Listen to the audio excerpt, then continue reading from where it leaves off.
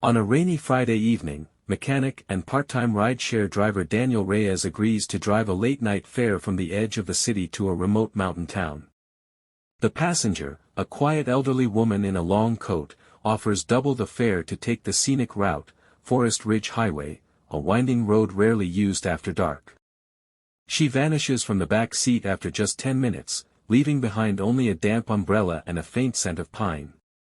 Alone in the car, Daniel notices the radio flickering between static and an old country tune he doesn't recognize. The GPS reroutes itself without his input, guiding him deeper into the woods. When he tries to turn back, the car refuses to shift into reverse. The engine purrs smoothly, but the headlights reveal glimpses of something moving between the trees, something that keeps pace with the sedan. Daniel grips the wheel tighter, realizing he's no longer in control of the journey. Hours pass, though the digital clock on the dashboard remains frozen at 11:07 p.m. Daniel drives through the same stretch of road over and over, a crooked oak, a collapsed guardrail, a faded mile marker reading 17. Each loop feels slightly different, the trees grow denser, the fog thicker, and the silence heavier. Occasionally, a soft whisper comes from the back seat, repeating a single phrase, "You're almost there." He finds a crumpled map tucked beneath the driver's seat, drawn by hand. It shows the highway twisting into a spiral, ending at a location labeled home. A faded photo is paperclipped to the map, a family standing beside the same sedan, smiling. One face is scratched out. Daniel recognizes the car's interior, down to the cracked leather on the passenger door. When he stops to examine the engine, the hood slams shut on its own. The car starts again without a key.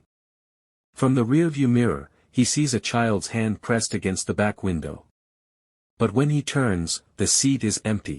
Daniel discovers a cassette tape in the glove compartment labeled Directions. When played, a woman's voice, calm and melodic, gives instructions: stay on the road. Don't answer the knocks. Don't let them in. As the voice speaks, the car begins responding.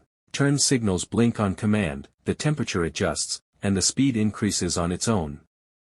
Knocking starts from the trunk. Then from the doors. Shadows flicker past the windows, forming shapes of people who look familiar: his younger sister, his late father, the elderly woman from the beginning.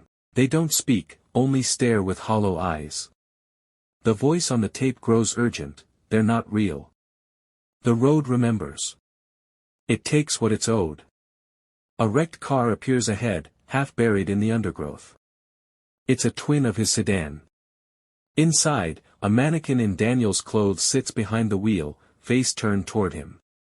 The tape clicks off. The engine dies. Silence. Then, a new voice, his own, says from the back seat, "I've been waiting for you." Daniel wakes up in the driver's seat, the engine running, the road ahead clear. The sky is dawn pink. The GPS now shows his neighborhood, just 10 minutes away. Relieved, he drives on, the knocking gone, the voices silent. He hums along to a real radio station, something modern, cheerful. As he pulls into his driveway, he notices the car is spotless, as if brand new. The odometer reads 000. His phone has no signal, no messages, no date. In the rearview mirror, the back seat is occupied by a young man, wide-eyed, soaked, and shivering. The man mouths, "Help me." Daniel reaches to open the door, but the locks click down. The engine revs. The car slowly reverses out of the driveway, turning back toward the highway. In the distance, the first mile marker glows under a pale moon, 17.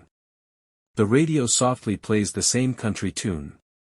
The long ride begins again.